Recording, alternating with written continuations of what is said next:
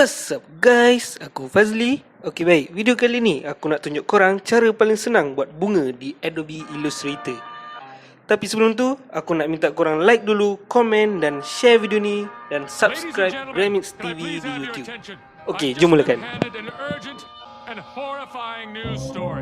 I need all of you to stop what you're doing and listen.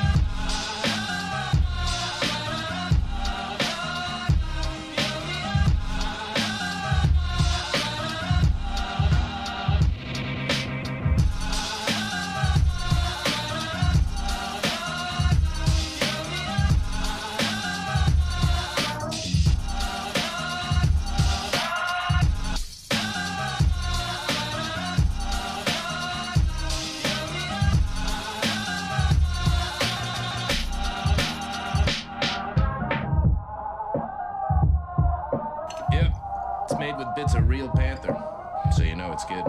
It's quite pungent. Oh, yeah. It stings the nostrils. In a good way. Yeah. Brian, I'm gonna be honest with you, that smells like pure gasoline.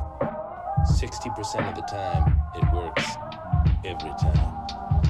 That doesn't make sense.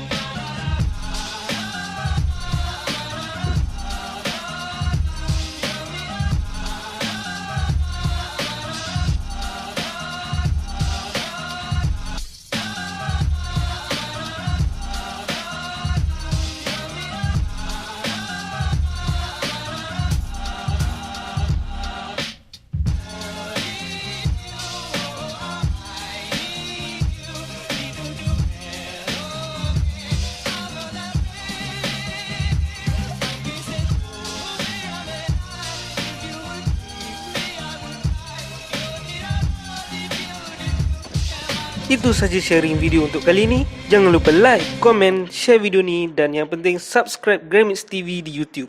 Sekian, Assalamualaikum. Bye.